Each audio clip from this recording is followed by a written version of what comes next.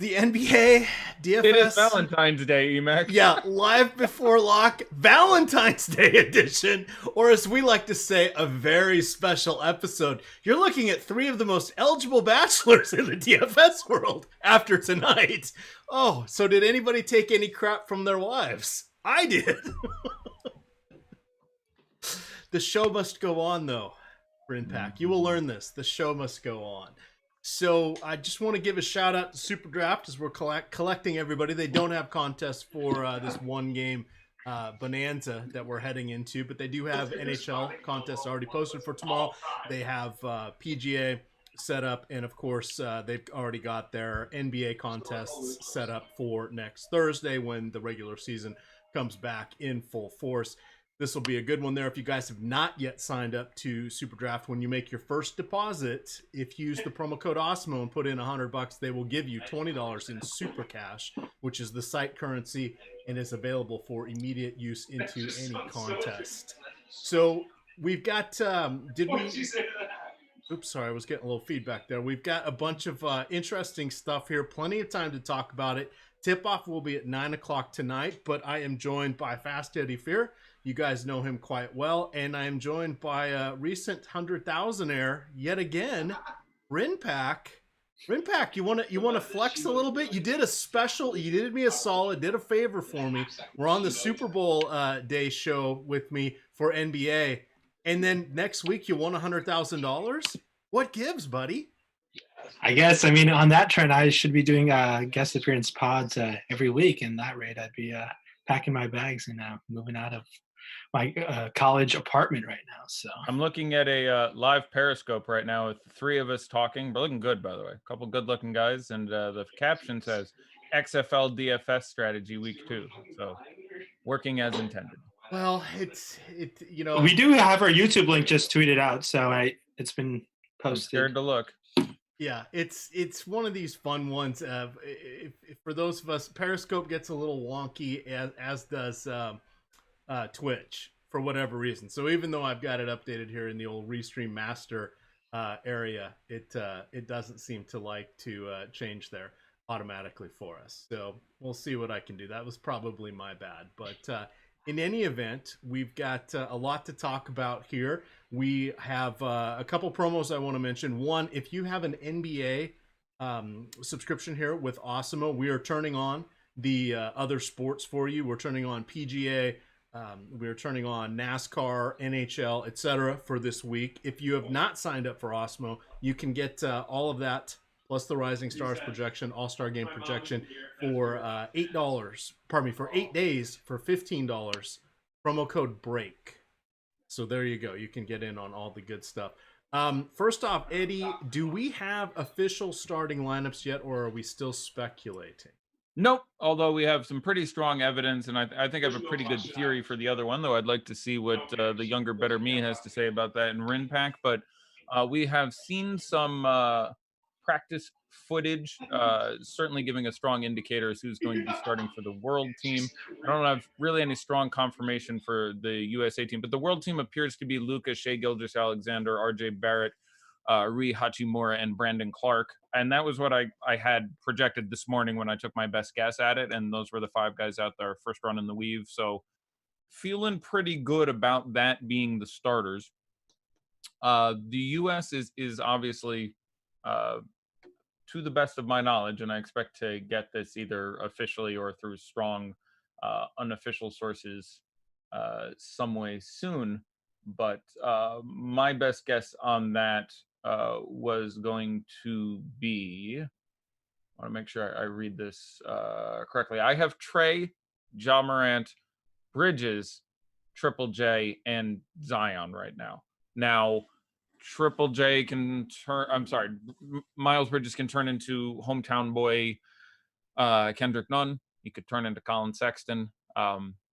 He could turn into Josh Kogi. There's a couple, not Josh Kogi, rather, pardon me. But there's a couple different options where it could go on that team. But I feel like before we get too deep into that, we should talk about the Rising Stars game and how it differs from a normal NBA game, both in its structure and everything from the way the coaches work and the number of minutes and Sure. So let me kind of that hit the are framework, and then you guys who've done the heavy lifting and the analysis can jump right in. So basically, we have Team World, Team USA, 10 guys on each. You have to have 3 forwards and 3 guards, and then you can go the rest of the way as you see fit. This is chosen from close enough. I'm reading off what the official rules were, and it's so hard to find all these rules. It's all amazing. It doesn't really In matter. any event, I think it's 4 and 4, and you get 2 whatevers, but okay. doesn't matter. So you've got first year and second year players are eligible. True. So we have a 29-year-old rookie in here, and we've got some other fun stuff. The basic rules are there are 2 20-minute halves. So that is different. And so there's 200 minutes to go around instead of the 48 minutes. So that's going to change a fair amount. Generally, we see players that can create their own shot or 3-point shooters have a much better game. This is or a much better chance of performing well. This is kind of a glorified scrimmage.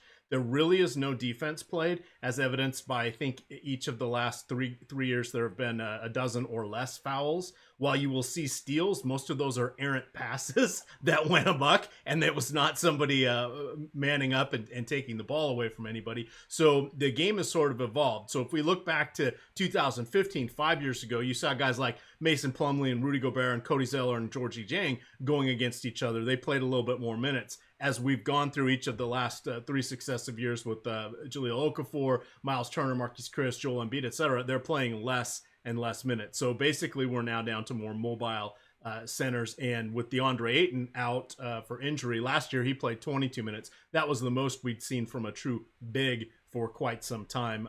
In his first year, Joel Embiid played 20. So you'll just have to take our word for it, but that's going to change. The over-under is 300 for this one. Last year, the game had 305 points. The year before, it was 279. The year before that, it was 291. Those are combined totals. And in 2016, it was 311. So there's been heavy scoring.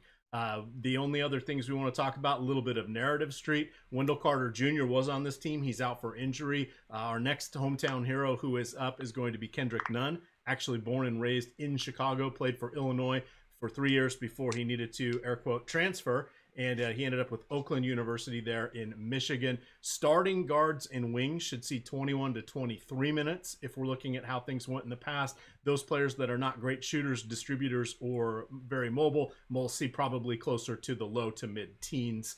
And again, when projecting the lineup, keep in mind 10 players, 100 or 200 minutes. Betting odds, and then I'm turning this over to you guys. Early on this morning, I found Trae Young and Zion were plus 350 for the MVP, Luka plus 400, and Ja Morant plus 400. And again, as I mentioned, a 300 over under here.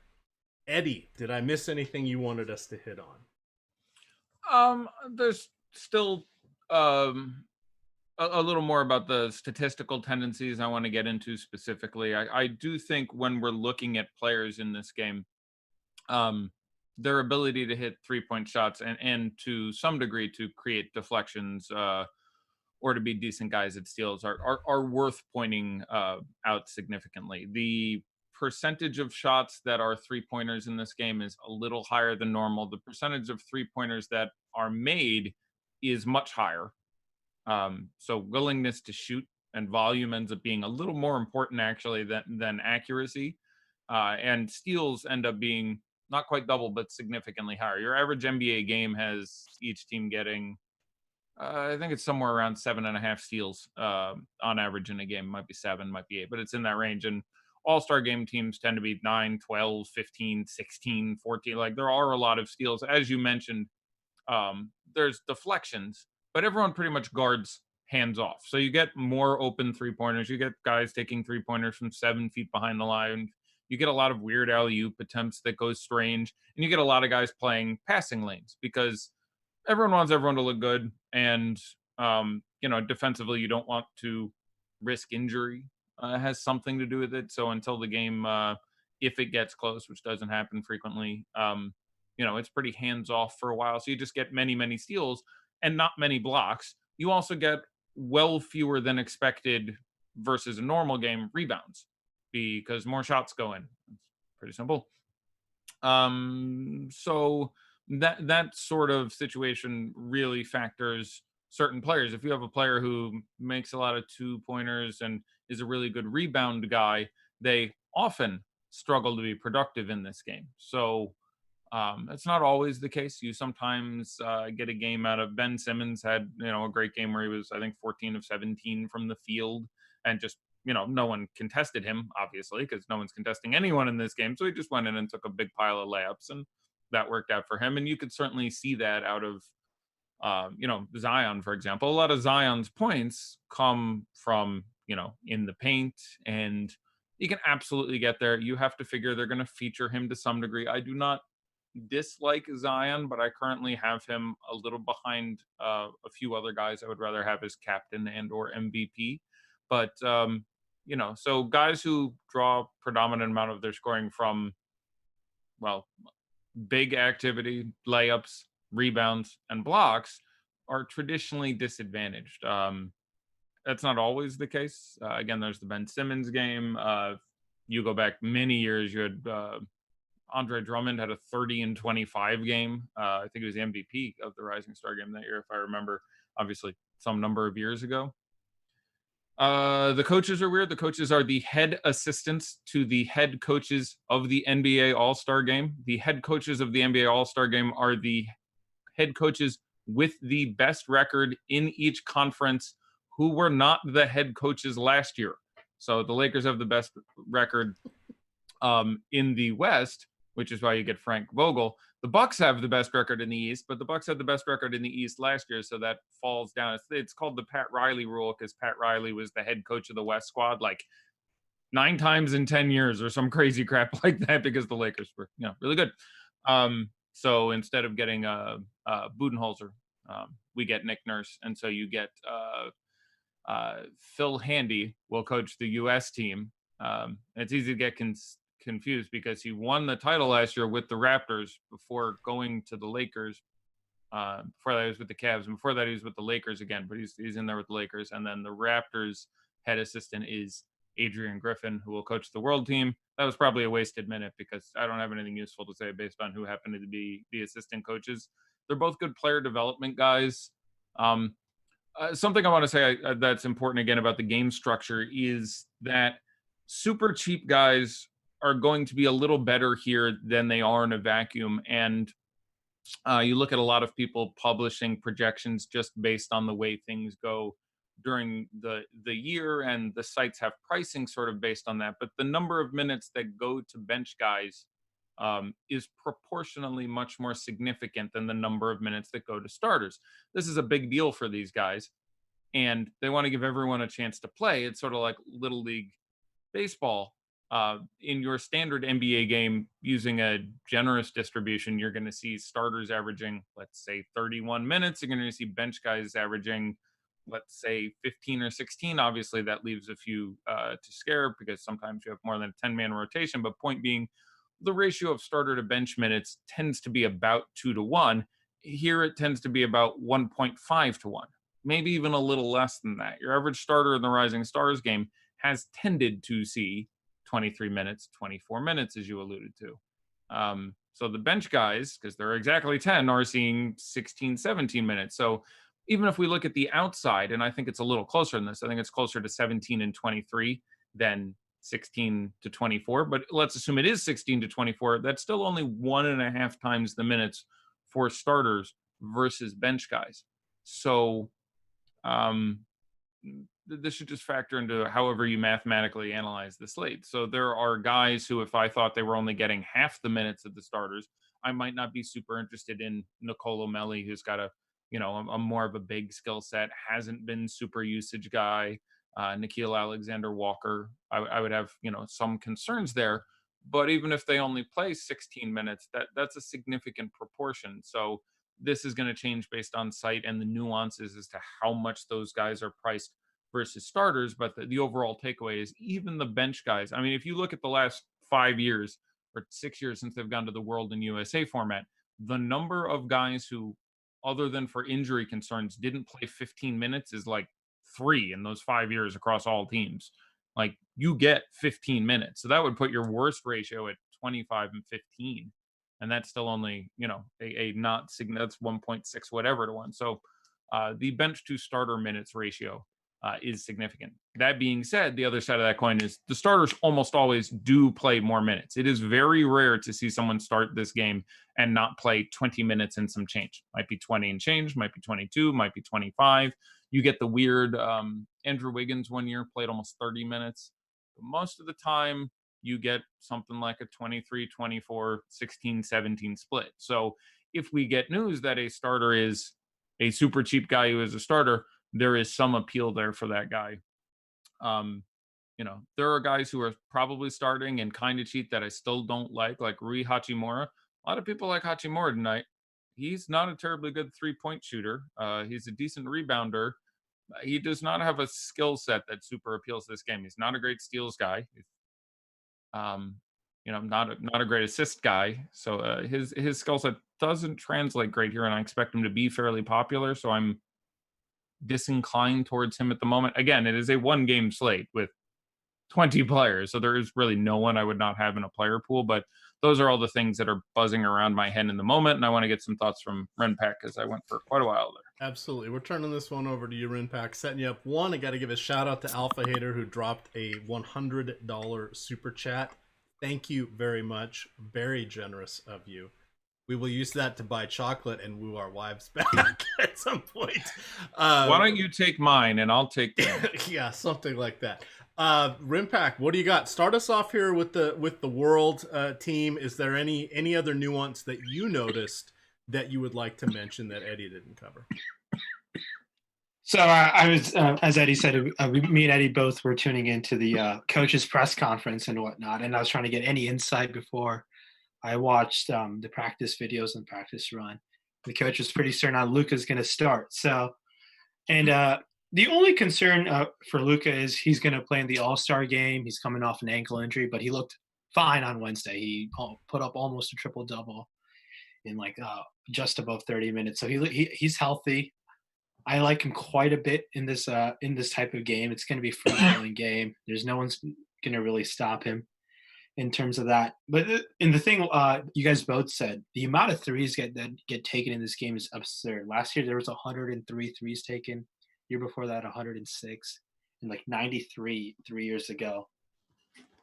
And to find just taking a look at different box scores and whatnot, you guys know, Emac, you nailed the minutes trends you saw and whatnot, but it's going to come down to to take down these big prize pools is going to find that one guy who gets hot. I think it was Sacramento Kings' Bogdanovich, I think 2 years ago, that got really hot, knocking down a bunch of threes. And then I think that and then it was Jamal Murray a few years ago. Him and Frank Kaminsky went back and forth just taking a bunch of threes.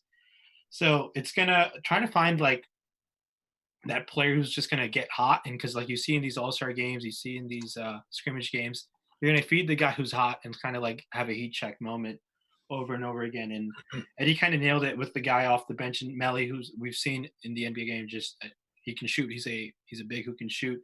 That's one guy. Another guy, me and Eddie were talking about, a dark horse was Svi. He can easily, he can shoot, and he had a promising summer league with the Lakers. Played all right this past summer league with the Pistons. So he's one of those other guys who can just get hot and just kind of break this one-game showdown, single-game slate.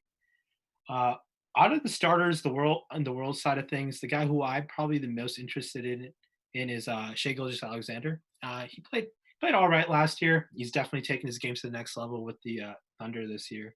In year two, he also did play last night. I don't know if that's a concern in this type of scrimmage game, but I like that price point. It does. I don't mind him using the captain or any of those top 3 spots on FanDuel. That definitely. I don't know how popular he'll be, but I do think he'll definitely be in the upwards of ownership, because I think people are probably searching for who is starting for the world and whatnot, and he's going to garner quite a bit of ownership. The second player probably on the world I'm most interested in, it's either Luka or Brandon Clark. Clark being the big, he's had he had a very promising summer league. He was summer league MVP, priced at 5'6". He does give you that salary relief in terms of when you need it. But outside of Clark and Luka, on the starter side of things, RJ Barrett just doesn't rack up many peripherals. Yeah, in the sense like he could probably rack up a bunch of steals in this situation. But Emac and Eddie, who is your, let's say, third favorite starter on the world outside of Luca and SGA? You might want to rank the starters in order in preference. EMAC. So the guy, so Luca won, SGA 2. By the way, he is participating in the skills competition tomorrow Yep. as well. Just putting that in there. For me, it will probably, it's going to come down to the salary. So this is not, they're not starting, but coming down to the salary relief, I think Nickeil Alexander-Walker and Svi Mikhailiuk are going to be interesting guys that help get you Luca or Trey or whomever you want in your captain spot, particularly on DK. Alexander Walker is averaging, this is his per 36, is 8.4 3-point attempts per game. So that's pretty solid. Svi is knocking down 3-pointers at 42% clip this year. For his career, it's 39.5. So we kind of like that. And then I don't know what to do with Brandon Clark. He does not take very many 3-pointers per game, but at 1.1 this season, but he's knocking them down at a 42%, and he's shooting 62% overall. We know he moves well in the paint. He could get some rebounds. So for me, it's kind of those guys. I do not like RJ Barrett. I do not like Josh Kogi. Yeah, so go Canadians. But Cousins. Yeah, tons of them. Did you know? Shai Gilgeous-Alexander and Nickeil Alexander-Walker, cousins. Yep. Yeah, I'm largely in agreement with what you just said. I do not. Brandon Clark's, you mentioned he's shooting 42%. I think that's 21 for 50 because he's literally taking a 3 a game, basically. Yes. He was not a good 3-point shooter in college. So I think that is small sample size. Like, I think through a few years of college and ending up Gonzaga or where it was, he was shooting 25, 30%. He's not a good 3-point shooter. I'll leave it at that. So I think him shooting 42% for this year is a little bit small sample sizey. I'd be surprised if he held that up over several hundred attempts. I think that's just, he made 3 more shots than he should have. I think that'll normalize 30 to 35%. But yeah, he took 24 3-point attempts in college, Eddie, his last 3 years. Yeah. He did not make many, if memory serves. No. It didn't look good. But anyway, yeah, Alex V at that price, especially on I mean, just following the theory of what we're talking about. There's something that's worth pointing out that a lot of Team World is to some degree injured. Shai Gilgeous-Alexander is perfectly healthy, but Rui Hachimura is returning from surgery that we dare not speak its name. RJ Barrett has recently returned from injury. Svi just came back from injury on Wednesday. Luca just came back from injury on Wednesday. I don't know how much this means. Svi didn't play that much when he came back. I think he played like 18 minutes in that game, and he had been seeing, a good bit more. So he missed whatever it was, 4 games. He had missed, a handful of games. Maybe that's effective. I don't think so. When you talk about Shai Gilgeous-Alexander, I'm not really worried about the time they give him. I don't think, the skills competition is a significant issue there. And no one who played yesterday was on a back-to-back. Everyone was on an island there. So he's played many back-to-backs this year where he played 36 and then 36 minutes in competitive games. Now he's going to play 36 and 23 and something that's closer to a scrimmage and less likely to cause injury. And then he has 6 days off. So I don't think he gets limited. I am a little bit concerned about limitations for Luca or Trey, both of whom do play on Sunday. And Luca plays in the 3-point contest tomorrow as well. Right. Which again, I don't think means, that's taken. No stone unturned in this one. No. I think it's very good to point it out. I just don't think that affects but I do think either A, because he is recently returned from injury, and so that's, an extra game that he doesn't need to play. So maybe someone asks someone, hey, take it a little bit easy. I don't think this is likely, but I don't think it's impossible. So it's one of the reasons that I have Trey slightly higher projected than Luka. They're my two favorite raw scorers. I have Trey a touch higher because I think it's a little more likely Luka would get limited in some way. Not limited like 12 minutes, not Joel Embiid 8-minute limited, but 21 instead of 25. Like if you put a gun to my head and say who plays more minutes tonight, Trey or Luka, for that reason I would take Trey Young. I have Luka as my second overall scorer. I wouldn't be shocked at all if he ends up being number one, but I have no concern about Shea. I have a small bit of concern about those guys, especially as starters. Like they aren't coming off the bench in that game. If they were coming off the bench, I really wouldn't care because they would be playing again relatively few minutes in that game.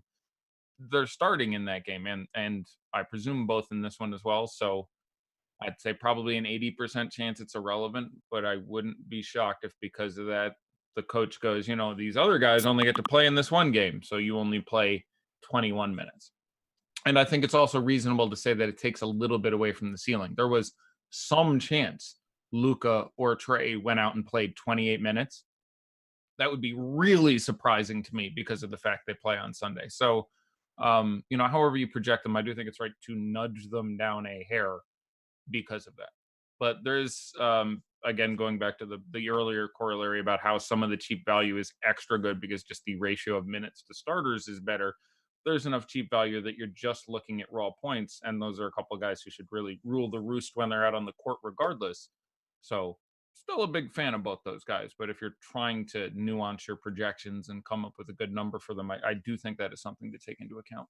All right, my correction, it's Trey that's in the 3-point contest, not Luka. My apologies. Yeah, okay, I was about to say that sounds well.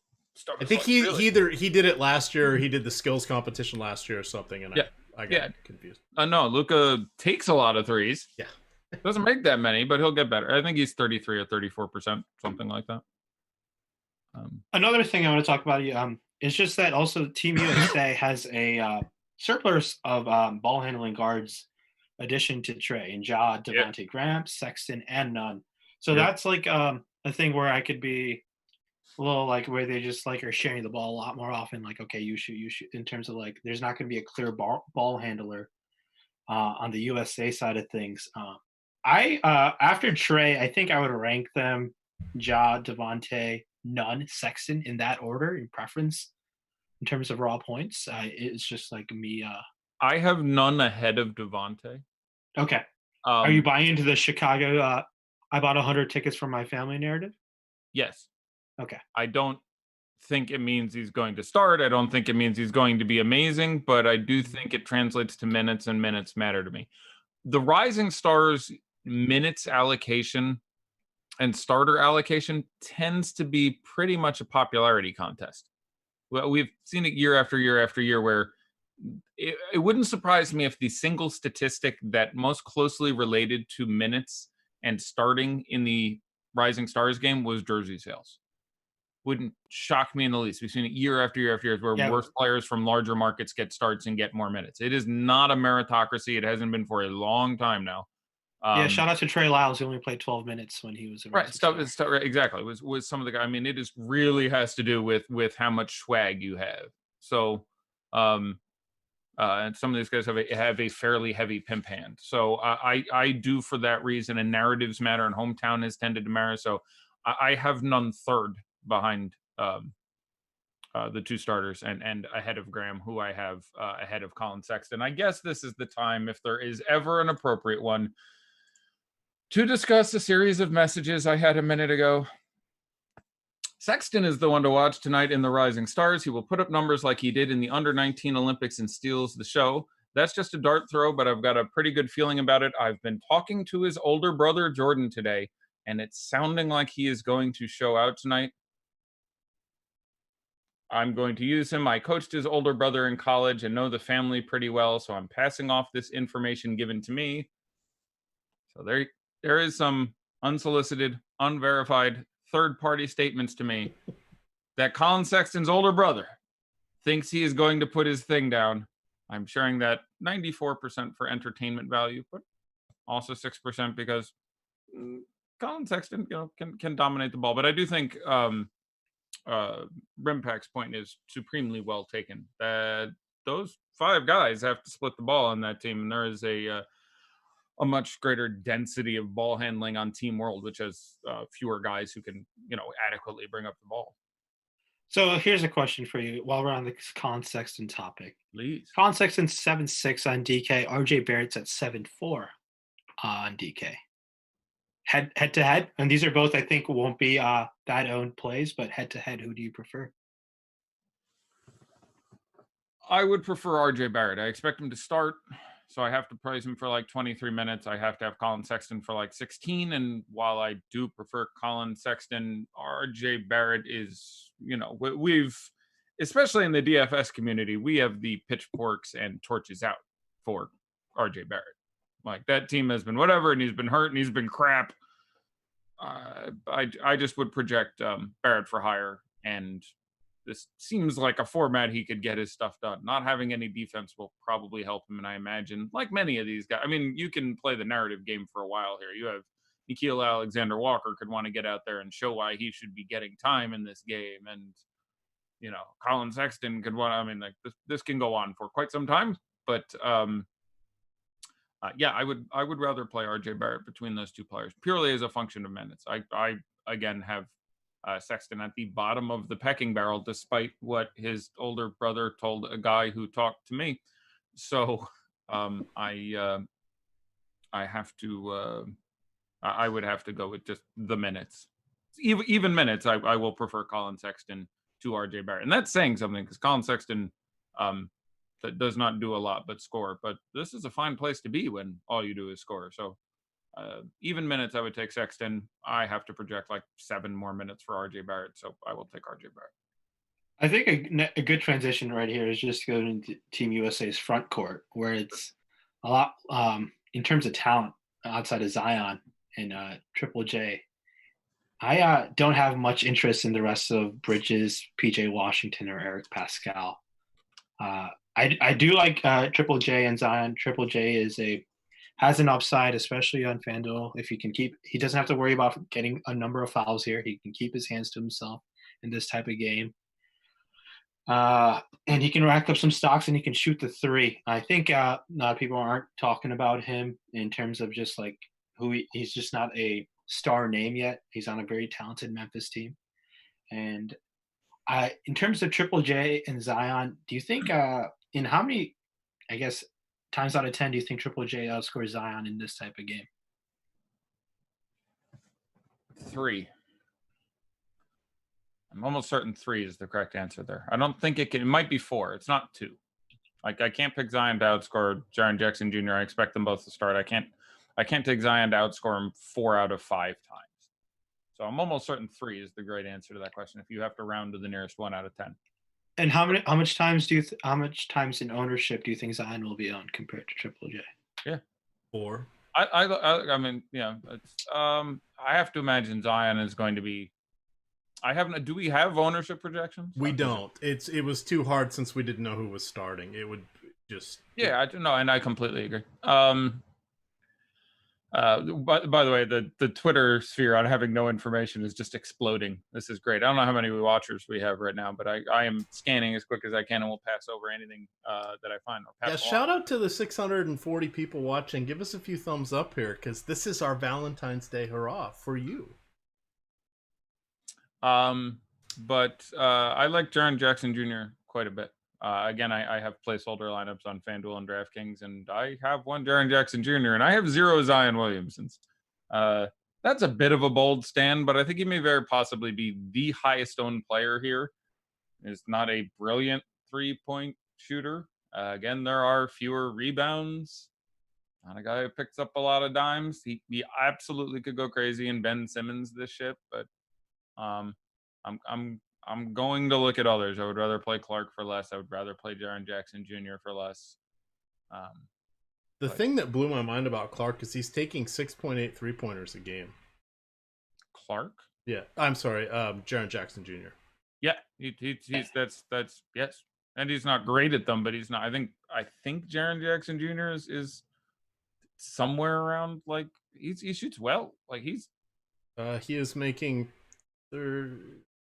like high 30s. 39.7 right now and 6.8, and that's really impressive for a guy of his size. Yeah, his teammate Ja Moran. If you asked me right before I did the research who was taking more, I'd be, oh, Ja, of course. Ja's taking 2.2. Yeah, Jaren Jackson Jr. is taking 3 times that many. Yeah, Jaren Jackson Jr. is taking 3 times as many 3-pointers as Ja Moran and making more of them. Yes. Ja gets whatever, 34%, give or take a percent. And as you mentioned, Jaren Jackson Jr. is near 40. He can shoot. So yeah, I like the stealthy, low ownership guys who can get there. So I'm a little more excited about. I need to retake a look at the prices, but I was a little more excited by Trey and Luka at their prices. Was I too harsh on the USA front court backups in Pascal and Washington and Bridges? I say backups because I don't think Pascal or Washington. Thanks for bringing us back around. Yeah, I think Miles Bridges is the one of those who has a chance to start. Mm-hmm. It wouldn't surprise me if they go small and he doesn't start for the US team, but. No, I don't think you're unreasonably harsh. They are not players whose skill sets are particularly well suited for this. They're not priced as well as, Alexander Walker or Melly, at least on DraftKings.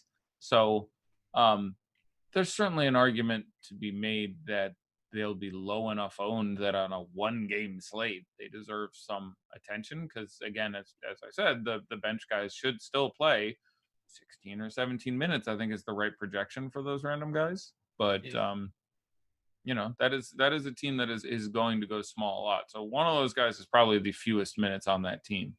So no, I don't think your take is terrible. And again, it is not a meritocracy. It's based on sales more than anything else. So I think PJ Washington ends up Eric Pascal there at the bottom of the barrel. That's a fair point. Let's while we're on the front court bench, let's flip on over to the world bench. Front court bench. I guess they're led by Mo Wagner, Nicola Melli. Off the front court bench, Wagner from Germany, Melli from Italy, and Melli a 29-year-old rookie. So this is nice. He'll get in there at 30 next year as his second year. Yeah.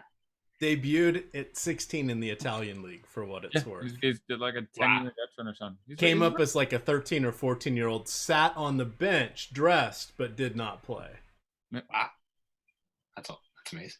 I love that over there, the way they do that. It's barbaric certain times. Like, it's not ideal, child rearing, but it's pretty cool being, a career athlete from your mid-teens, Luka style.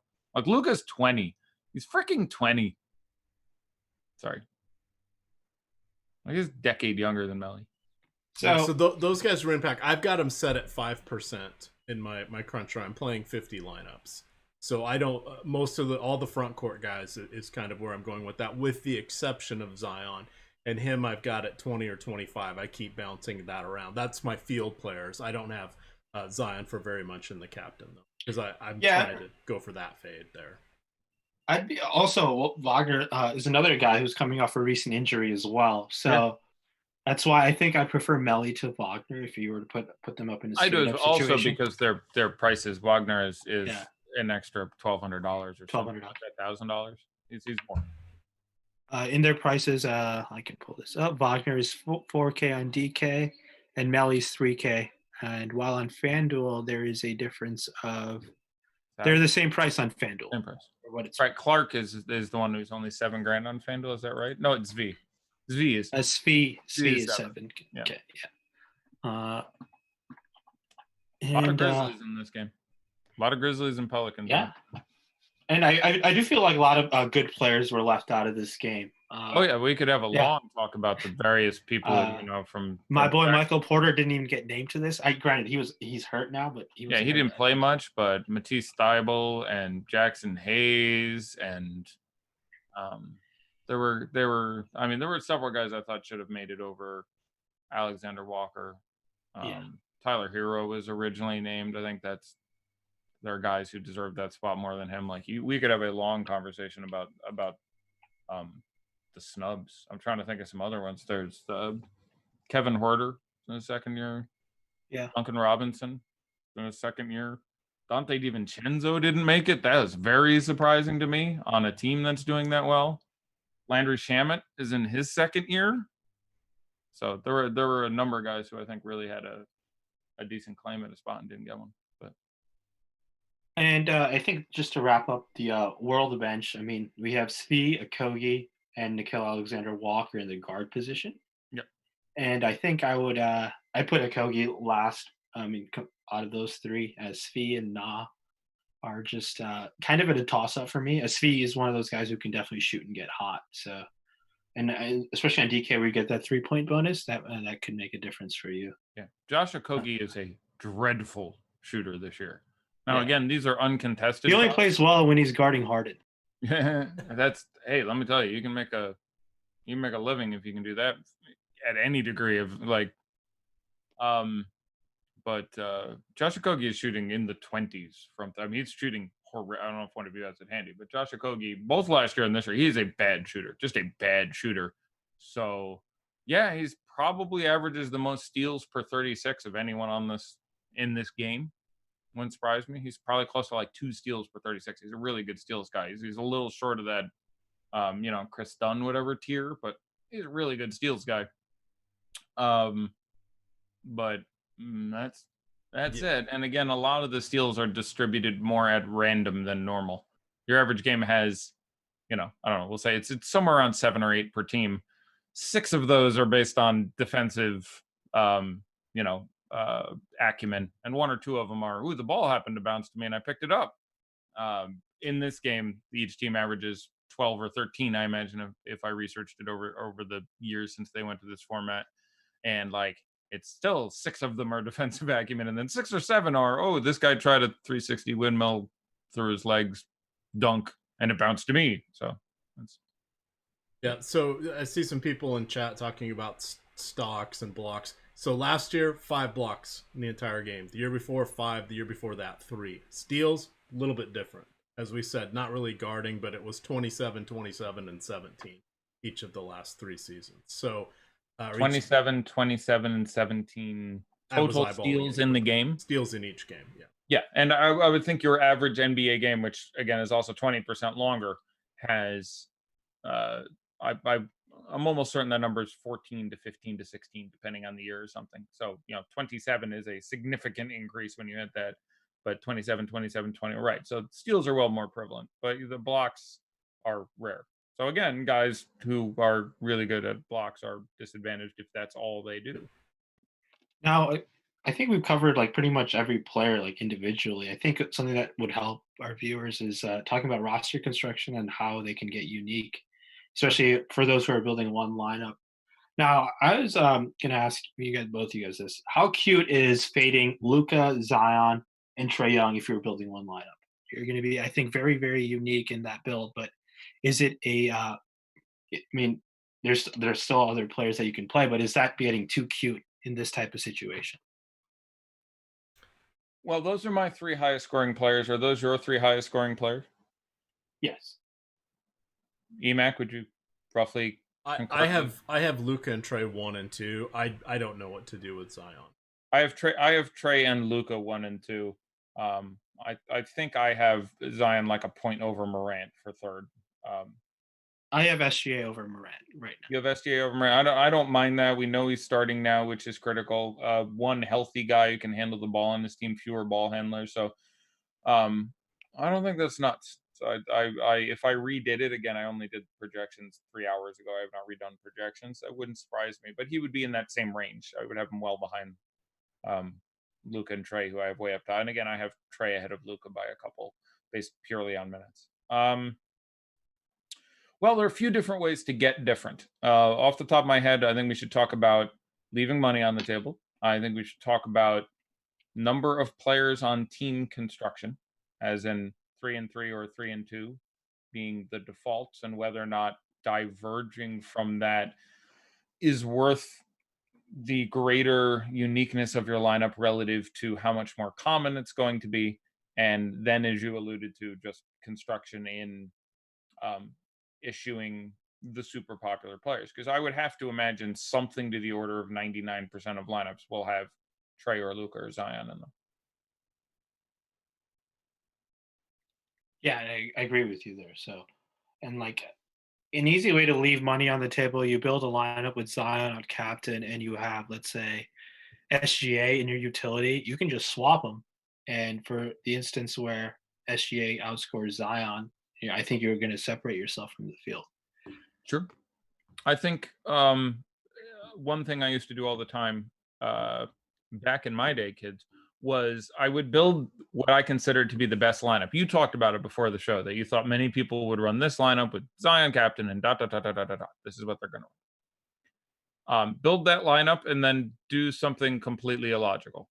And by that I mean you take out a chalky guy who projects really well and put in a guy who is cheaper and less. So build the best possible lineup and then take out, oh, I don't know, take out Trae Young and put in Shai Gilgeous-Alexander. Something like that. Now you've left $1,500 on the table and you've got the same chalky lineup everyone else built, except no one built the same lineup you did, because if they had that much money left, they turned Shai Gilgeous-Alexander into Trae Young. So I think that's a fun way to, and easy way that's also very effective to get a fairly unique lineup, is you do something where almost everyone else would be, Jesus, I have to upgrade this. So build your best lineup, then take Trae out and put in Shai Gilgeous-Alexander, or take Luke out and put in Devonte Graham, and randomly leave. You can leave a lot of money on the table in here, because there is a very real chance you're going to be able to pick close to the best possible lineup, leaving some real money on the table. The cap is not super tight because we have guys who project fairly well that are really cheap. Again, the bench to starter ratio of minutes is better. So there's a real chance that you have one of, Melly or Alexander Walker, or certainly Clark, who is getting the start, but some of these cheap guys end up being really good. And there is a chance the best possible lineup doesn't use all the money tonight on one side or the other. Like, I would not be shocked to see the best possible lineup on DraftKings spent $58,400 or whatever, or $48,400 as the case may be. All right, quick reminder, guys, if you have not yet signed up, we are running a very excellent special here. I believe Rinpack had his hands all over this one. $15 gets you 8 days of all access for NASCAR, PGA, Premier League Soccer, MMA, and NHL.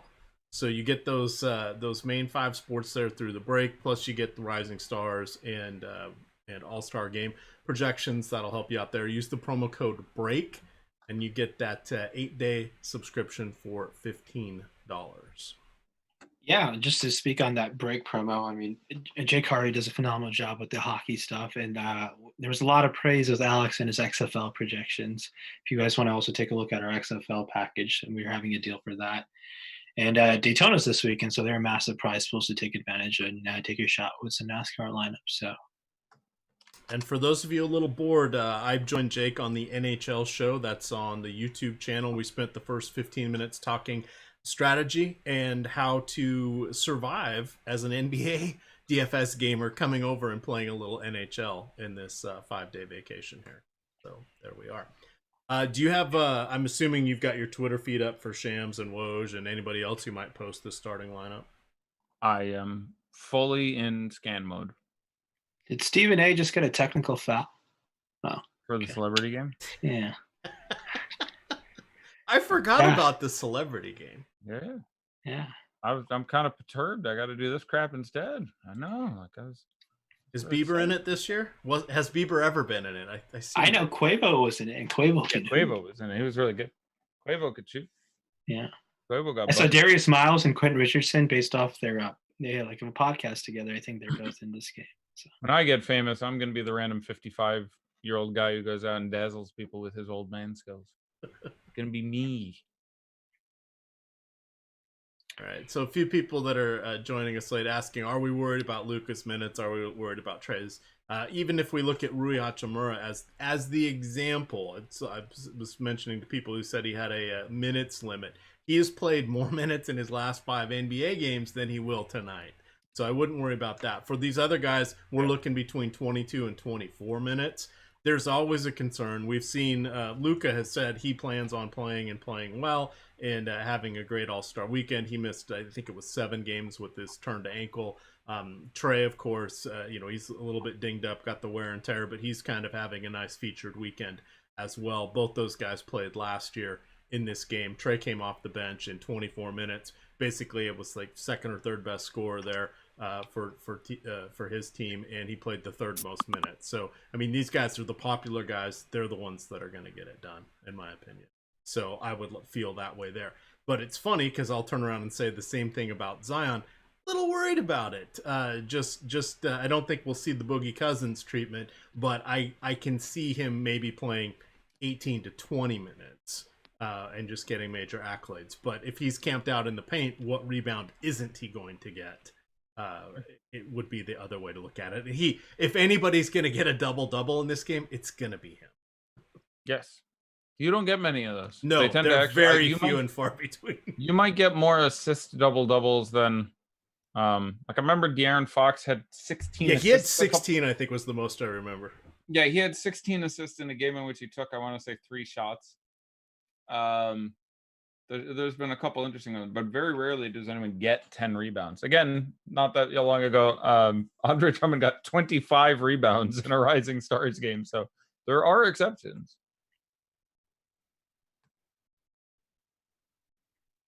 I think Luka almost had 9 assists last year. I think that's what.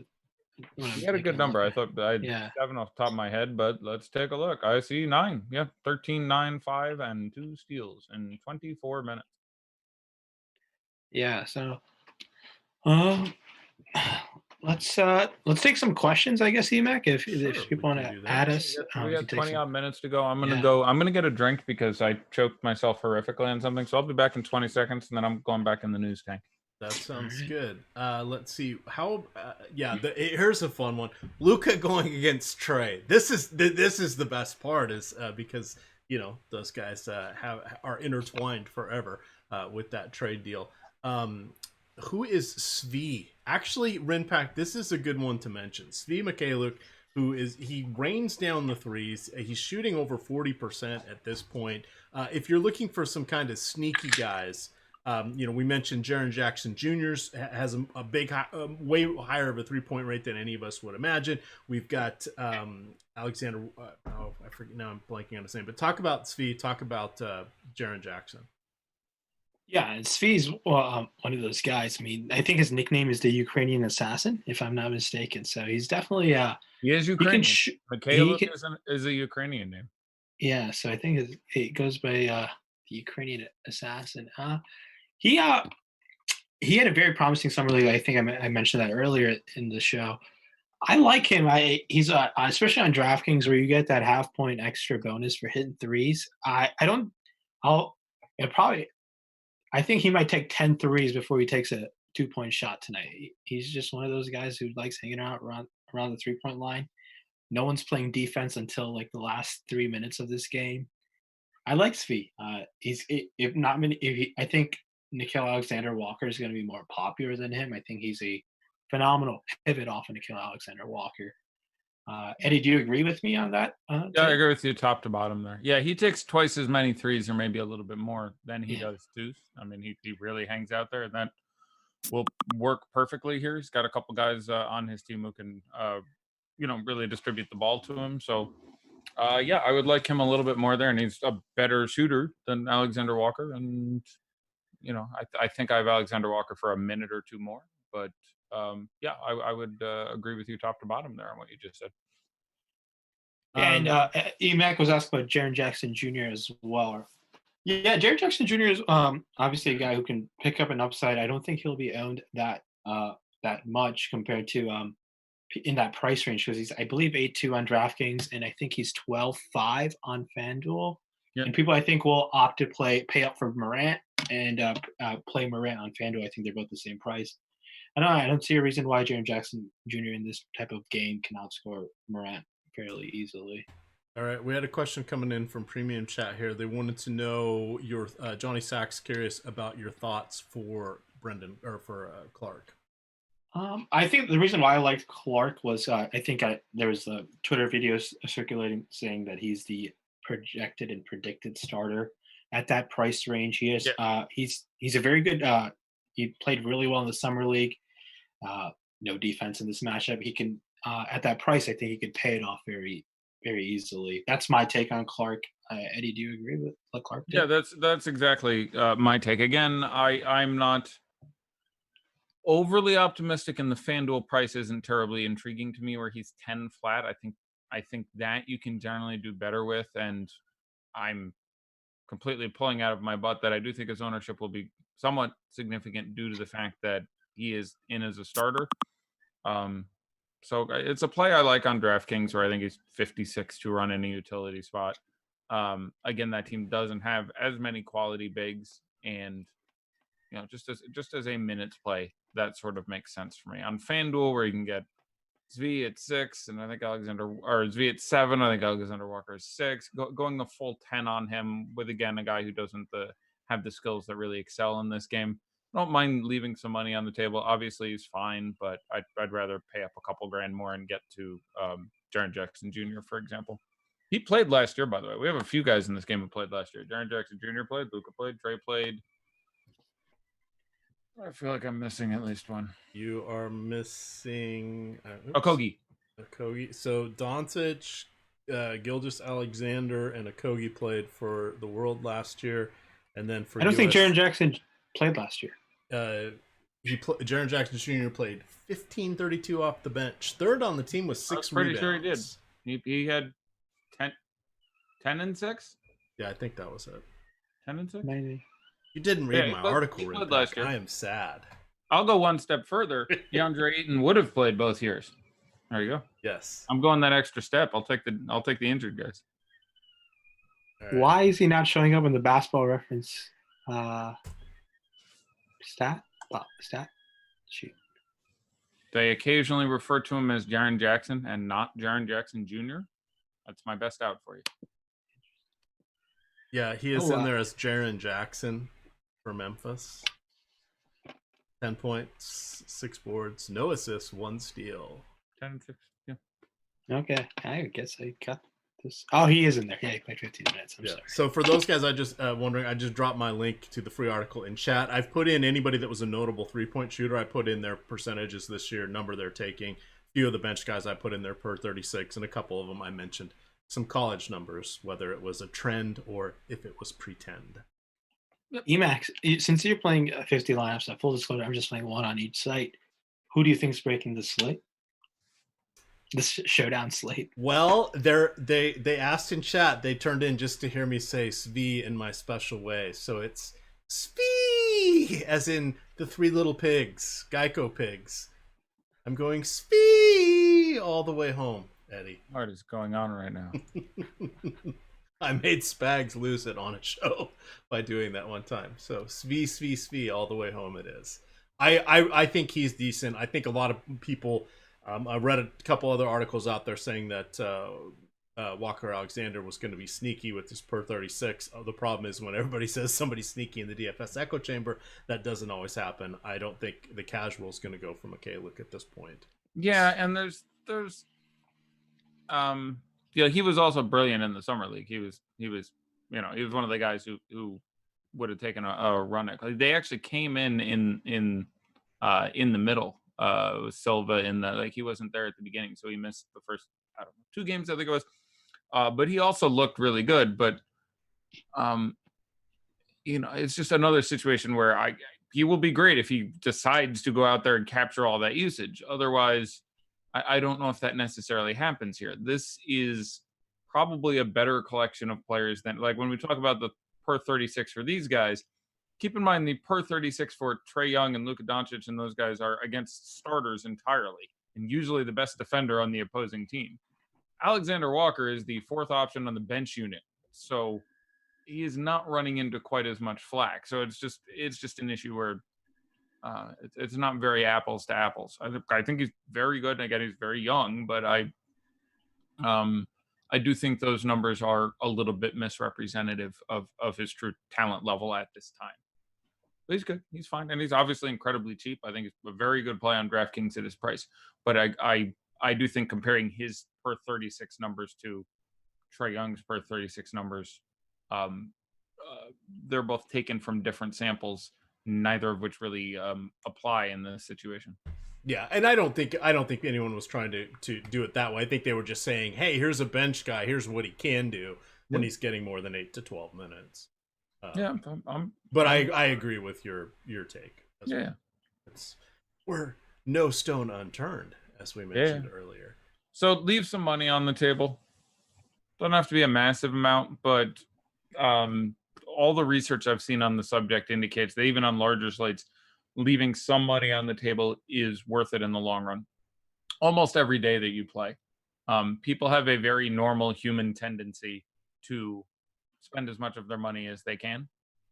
And when you have, I'll pick a number out of my butt, 96% of the lineups on FanDuel using all their money or all their money minus $500, yes, you're losing a little bit of raw projection, leaving $1,000 or $1,500 on the table, but that's far less relevant in a one-game slate where there's a real chance that you can't spend every dollar and have the best possible lineup, that it either ends up being well over that or well under that. So I'm pretty sure in the long run it would pay off to have some money left on the tank.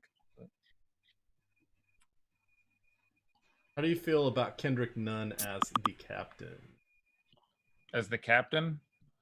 All right, so not the MVP, but the captain. Because the MVP, that seems DK. Excessive. DK. But the captain is the DraftKings designation for 50% more and 50% more.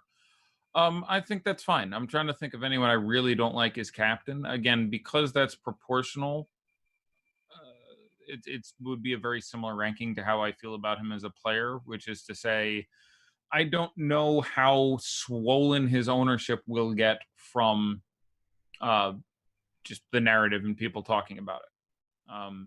I am concerned about the superfluity of ball handling guards on that team. Again, you have to deal with him and Trey and Moran and Sexton and whichever the fifth one is that I'm missing off the top of my head.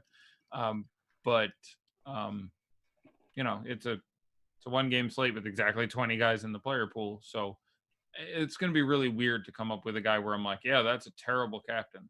Like, off the top of my head, it's like, I feel like PJ Washington captain is probably a bad idea. Yeah, I would say Rui, Bridges, Washington, Clark, Pascal. I mean, Rui's Kogi. like I don't like Rui because of his game style, but dude, starting not that expensive. Like, can he fall? He's representing the whole country of Japan, so yeah, and that is a real thing. He is like a legend out there. So yeah, he is. If you go there, like, he's actually good. Like, they were crawling up Yuta Watanabe's ass for playing 3 minutes a game for the Grizzlies. Hachimura is actually good. Like, the media he gets is crazy. That ain't nothing. And I said before, it's got a lot to do with, like, jersey sales. So Mac, did you get to catch the recent Wizards game already? Did you see how he looked physically? He looked fine.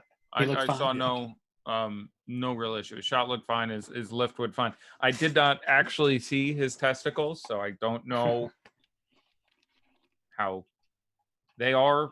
But he did not look in any way hindered to me. He had practiced for a while and come back, and I think he's 100%. I'm not concerned about his conditioning.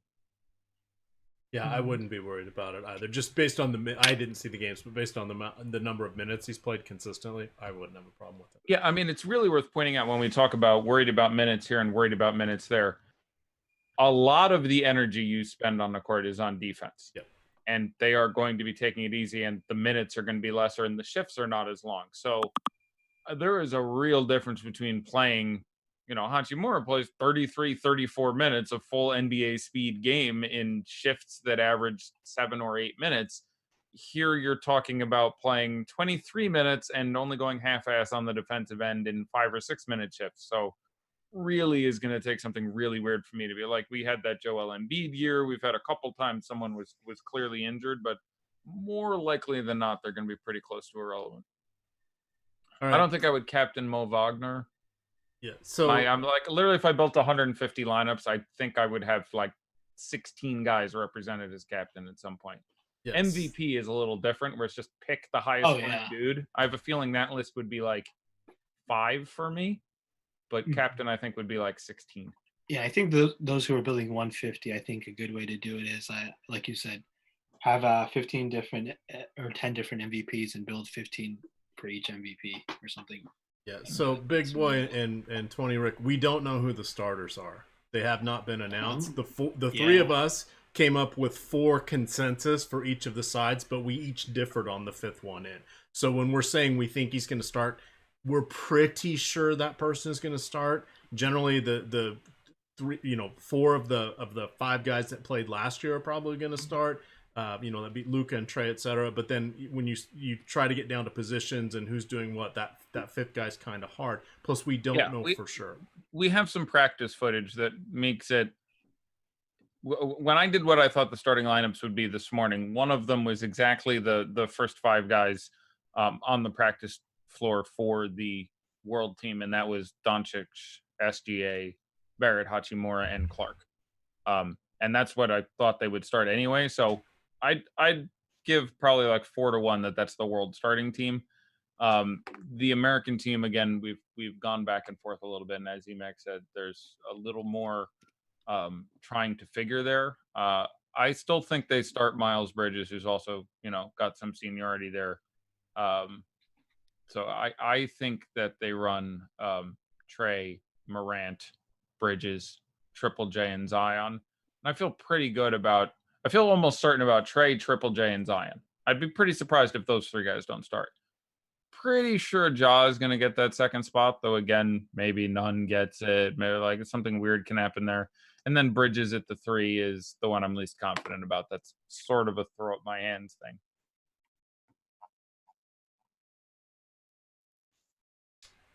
Right.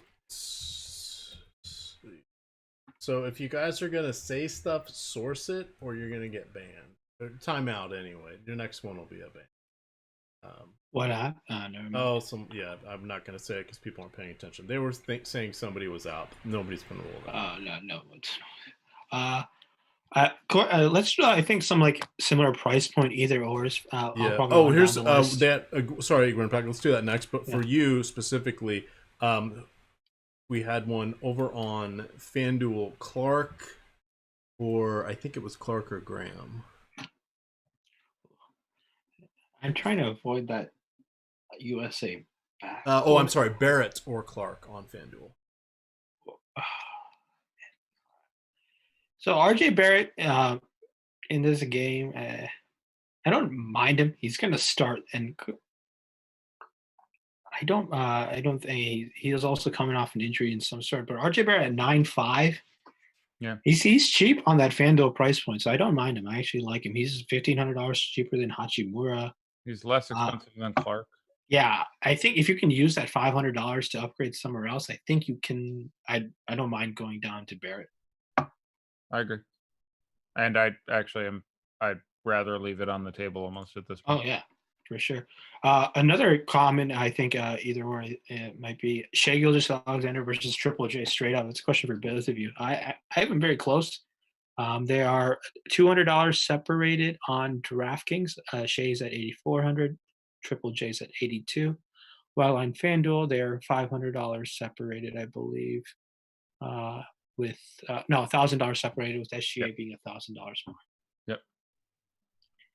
I would rather play Triple J. I have SGA projected slightly higher, but I think the ownership difference will make me prefer to have Triple J in a lineup. I'm looking forward. We're 4 minutes out, so I'm going fully tweet deck. Yeah, we're 4 minutes out. It looks like the $1.20 max on DK is not quite gonna fill. Most everything there is gonna fill. Looking at FanDuel, just while I'm getting over there, let's see. Reminder: we've got a nice little offer here. Promo code BREAK, as in NBA All-Star Break, gets you for $15 8 days of access to all of the good stuff here. You'll want to check that out. It looks like shout out to FanDuel. They've filled up everything. So yeah, good on them. The NBA All-Star contests, $400,000 prize pool, $100,000 to first on FanDuel for $9.99. Yes, they are out of their mind.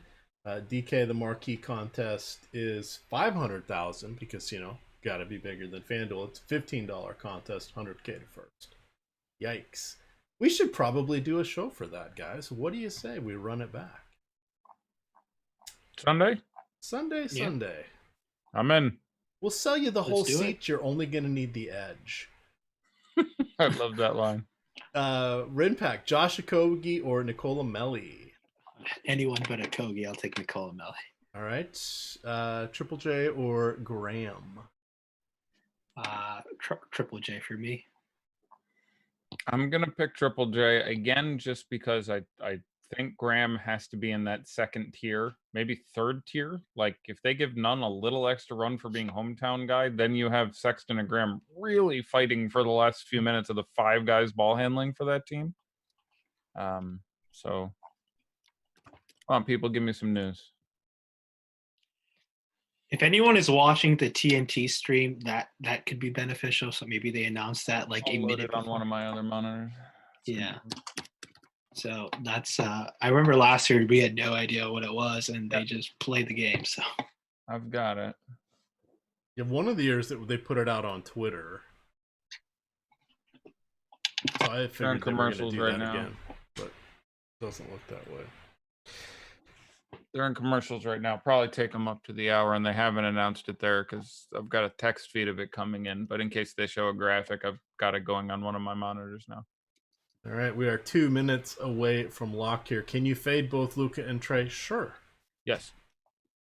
You will have a And very unique lineup. there is some correlation there too. There's a non-zero chance. Again, the coaches are like, so those guys, what, 18? Like that is a thing that could happen. They could agree mutually to like that does occur in this type of environment. Not frequently, but it happens. Melly or Zv? Gotta be. I will take Svi more often than not. Actually, I thought it was a commercial. It's actually like an episode of CSI or something. Their coverage doesn't start so till the yeah, they're hour. just gonna cut straight to the game. Yeah, then. their coverage doesn't start till the hour. I was like, is this March? No, it's not. This is some what am yeah, not exciting. All right. Last. Oh, damn it! It went off my screen. For Don't Embiid, my status is Morant in the MVP on FanDuel crazy. No. Not crazy. Guy's goddamn electric. He's not the shooter I want in this game. I can't project him for the most, but he is one of the guys I would have in that spot in some number of lineups. So no, I don't think it's crazy. All right. Wind it down here. Oh, let's see. Oh, they're saying FanDuel has some checkmark starters. I would not trust those. Don't trust those in regular days. Trust but verify. How about that? Trust but verify. 30 seconds until lock. Hopefully everybody's got their lineup And Vino Veritas. uploaded. I had to add a couple extra rin packs so I could cover some bases. There we go. Yeah. I'm excited for this game of Daddy Like. Oh, I didn't even think about that. We can do both sides. This is we can do, oh my god, we can even do full FanDuel. This is sorry, hold on. I want to look at the prices real quick before it goes. Otherwise, I'm not going to do this. I want to make sure I memorize everyone's price. I'm curious. We should have placed a wager for charity on who got the starting lineups right, by the way. I'm really curious. All right. All right, we are at lock. Who wants to hear my DraftKings line? I do. Well, let me see if I have mine still. Okay. Go ahead. Who's your captain? Zion is my captain. Weak. Sheeple. You are Sheeple. Okay. Followed by John Morant, Triple J, Barrett, Hachimura, and Clark. So, yeah, I'm fine with it. Yeah, I don't. It's really hard to have a strong take here until we get some ownership. Like ownership will be a point at which I'm like, okay, that's much sexier than I thought. Like, it's funny, between yesterday, today, and Sunday, I have 3 shows where they combined 4 games. So some really interesting. What was the contest like on DK? It was 100K to first, 25K to second, I believe. FanDuel was 50K to first, 20K to second. 100K to first out of how much in total prizes? 300. 300? 300K. 300 on DK. Yeah, I'm downloading that one. I can't. The usual. 33% to first, eh? Well, but you're Oof. gonna share it with a bunch of people. So Yeah, that's a fair point. technically- That's a fair point. There's only so many permutations here. All right. What? Oh, jeez. Okay. Let's give this a shot. All right. So I've got. Are we gonna do this like a me versus Eddie, or is it Eddie only? How are we gonna do this? I think. Well, for I can't get FanDuel. Our usual competitors that have the dashboards don't have this game on it. So when we get to FanDuel, you can do yours. But let's do. We can do the two of you. You versus guys. me, Rimpack. You want to do? I'll push back. Push right. back from your stuff. All right, we're gonna go captains. Okay, these are their. So we're They see. don't. Okay, I'm listening. Go ahead. So why data? Oh, so they don't. Oh, it's whoever they grab first. Okay, so I think this must be combined. Let me see if I'm in the contest. Don't know what you're looking at. Sorry, this is. Oh, we'll just. Well. Hey, Rimpack, what's the average player owned? The average player owned What's the average player owned? What is the average player ownership? of this? There are 20 players. What is the sum of their ownership? I'll give you a big hint. Then divide by 20. But I know you can divide by 20. So. Yeah. 10. All right, so they don't have captain. They just have utilities here. They don't have captain? Not on the download. Yeah, I think I've heard captain is only available on the phone. They now have it available on the actual website, but I won't be able to go do it in order without looking for everybody. So we can just do combined. Yeah. All right. So who is the most popular player? Who are you asking? Eddie, you go first, and then Rinpack can counter. We'll go age before beauty. Ooh, that hurts. Age before money bags? There's only 3 guys that can be, and I honestly think he's a tier lower. I'll say Luca. Yeah. That was my guess as well, Luca. All right, you're both wrong. Then it's Trey. It's Trey? Yeah. It's Trey then. They should both be a hair above Zion. Enough people will get that. Luca, Trey, Zion was the order I was going to project. I would have had Luca, Trey, Zion. How much is Luca owned more than Luca? How much is Trey owned more than Luca? It can't be Trey is 2% owned more.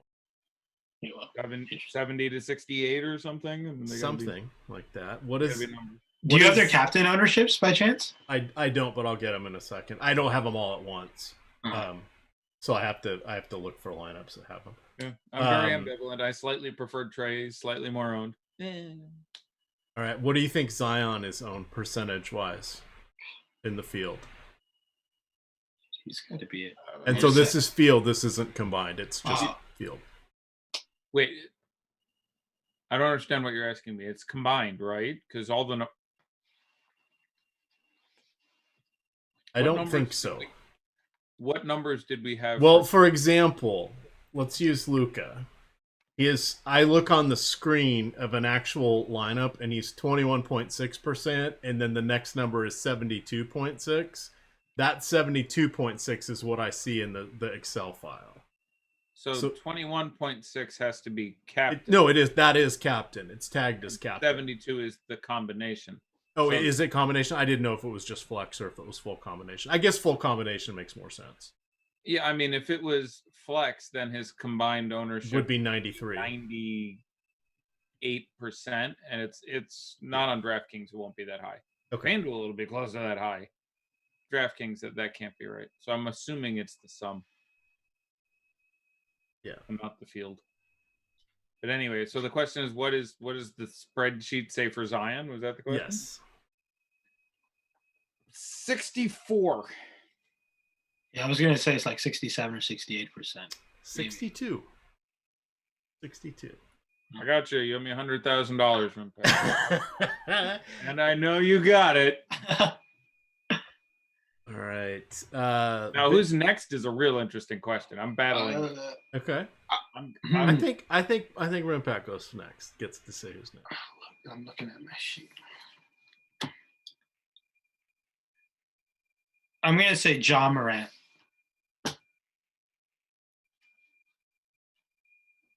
All right. You want to counter that, Eddie? No, I'll agree. All right. It is Ja Morant. Yeah, here you go. Who is fifth? That has to be Shai Gilgeous-Alexander. After that, I'm completely lost, but I'm pretty sure this spot had to be Morant or Shai. I have no idea who's after this, but I'll say with some confidence Shai. All right. I'll say either him or Brandon Clark. I don't know. It is Shai, and it is by 0.5. So it's Over very, who? very close. 0.5 over the next person or 0.5 below Ja. Shai is 0.5 below Ja. Oh wow. Yeah, I was like, those were the two. Oh yeah. Sorry, you guys got it right. The guy. Yeah, we got it right. We both got it right. Those were the 4 or 5. At this point, it's For me, Shai and Ja Morant were very close in terms of just projected boys.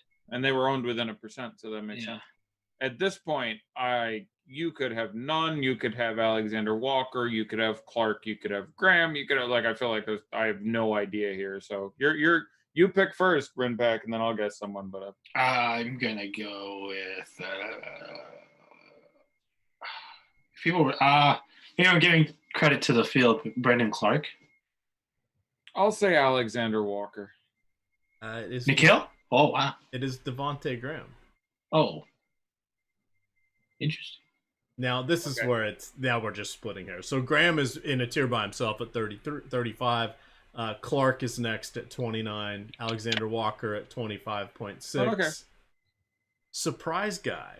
I did not see this one coming. So who do you think the highest surprise guy is for each of you? And then we'll look at some captain ownership. All right. No one's going to pick a Kogi. No one's going to pick Pascal. No one's going to pick PJ Washington. I guess Melly could be a surprise guy. We haven't heard Barrett yet. That's kind of exciting. Like Barrett, I'm kind of excited for Barrett at well low ownership now. I'm kind of excited for Jaren Jackson still. Highest surprise guy. I don't know. Mikhailuk. Rinpack? Hachimura? You were closer. 22 for Hachimura. Svia's 19. It's actually Moritz Wagner at 22.6. Oh. That was my. If I had done that face, you would have known it was Moritz Wagner. Oh. Yeah, I can't see your faces. All I see is TweetDeck and the feed on my 2 monitors. Now, if there is some random news or random injury, and if they have second half showdown contests, I think you can take advantage of that. I don't know. Second half Rising Star Showdown might be as degenerate as it gets. Oh God, they do have degenerate. a pack. Oh, they do? Yes. All right, I'm moving back to my computer. Good $20,000 prize pool, $10 entry for second half Rising Star. I have no idea. Yeah, they somehow say Luka's going to be only playing 10 minutes tonight. I mean, take your Luka out. Oh boy. All right. Who is the lowest owned, do you think? All right, I should be able to get this. I've got it down to 2 guys. I'm almost. Tell me if you disagree. Can it be anyone but Eric Pascal or PJ Washington? No. It has to be one of those 2 guys, right, Rimpack? PJ Washington or Josh Okogie? Those would be the bottom 3, and are they actually the bottom 3? Yes. Speaking of Josh Okogie, the first lineup I clicked on has Josh Okogie at captain. Well, it's captain at least. At MVP, that's true insanity. At captain, And it's one of the sharper players, I think, who have. I mean, it depends how. If you build 150 lineups, there are only 20 possible captains. So yeah, having one or two Kogi is not completely bizarre. That would still be, his average proportion would be 6 and change. So I will say PJ Washington. It is, in fact, PJ Washington. It is. Well, you know what he's doing then? Dropping 50 points and half. So here's some fun captain. Miles Bridges 1.4, Brandon Clark 2.2, Okogie 0.07. Ooh, I like Clark at 2.2. Yeah. Luca I don't him at 2.2 as captain. Yeah. Luca 21.6, Trey Young 19.5. So they were inverted on their captain and their field numbers. Zion 12. RJ Barrett 1.7. Oh, that's really Kendrick Nunn 2.7. Rui Hachimura 2.3. RJ Barrett 1.7 feels really good. Yeah, it feels I'm not a big RJ Barrett fan, but this is no defense and shoot a lot is his thing. That's what I'm saying. Back to that. Brandon Clark 2.2, Shea Gilgeous 7.7, Rui 2.3, Kendrick Nunn 2.7, Jaw 10.8. What was Kendrick Nunn's overall ownership again? I'm curious how much the narrative carried. 19.3. Okay, so not very far. No. So I believe the average ownership is 30. I think that's what it should add up to, unless I'm confused. You should get a sum of 600% ownership, 20 people. So 30 would be average. So Kendrick Nunn, Yep. Nikhil Alexander Walker was 2.9, if I didn't say that. I think I've hit most everybody. PJ Washington 0.02. Josh Okogie 0.07. Collin Sexton 1.8. Miles Bridges 1.4, if I didn't say that. Eric Pascal 0.04. I think that's now. Oh, I haven't seen Wagner. It's the only one. Oh, there he is. Wagner 1.2. Boom. Yeah, again, Captain makes it more interesting. I think I prefer their format to FanDuel's, but they're both intriguing for single game contests. I think they're not as good as they could be. I'll put it that way. The FanDuel single game contest is, I think, an easier game for sure compared to the. Do you want to throw out a few? We got about 200 people left, so we can wrap up. Is there anything that popped in the lineup you made over there on FanDuel that surprised you? Let me see. It doesn't show MVP or anything. Oh, it does. I think that might be on the app only. It's on the desktop actually now. Okay. Way to go. I think it might have just used to have been only on the app. So it could be. Gilgeous Alexander MVP 5%. Jaren Jackson Jr. 0.8%. RJ Barrett 0.3% for MVP. Moran 8.3%. Zion 17.3% for MVP. Not bad. Luka Doncic 37.4%. Yeah, it was a little high, but not crazy. Nico Lamelli less than 0.1%. Kendrick Nunn 0.5%. The reason why I'm just reading off MVP is because you kind of need that right to win. So yes. Yeah. For those still listening, Jaren Jackson, someone said I missed him. He's 1.9 on DK. And Nico Sexton Lamelli was 0.5. 1.0. Yeah, these are all low. It's gonna be a fun one. Can I just get some starting lineups before we got off the air? But we may have aimed too high on that one. Yeah, we may have been asking a bit much. So yeah, this is 3 of the last 4 years. One time we had them, but 3 or 4 years that I recall getting past lock and still having no idea technically who's starting. So I guess we're done. We'll be back in 48 hours or so. Indeed. Yeah. So we'll be back. We'll do it. We'll run it for an extra 15 minutes. So we'll go for an hour and 15 on Sunday. It will be at least we will know the starters. Yep. That'll be nice. Oh, NHL team's not helping me out, but that's okay because we've got NHL tomorrow. You're going to get a show with Jake Hari. We've got NASCAR. Of course, it's the Daytona 500 on Sunday. On Saturday, we have the Xfinity racing. We've got projections for all of that. There's a free article in the front of the paywall. There's some pay stuff behind the paywall. You get Slack, all the good stuff. Reminder, you can get the majority of the content for the next 8 days for just $15. Use the promo code BREAK as an NBA All-Star break, and you will have access to that. If you are a subscriber with the NBA package only, we have turned on the other content for you. It's not costing you any extra. We will turn it off when the NBA resumes.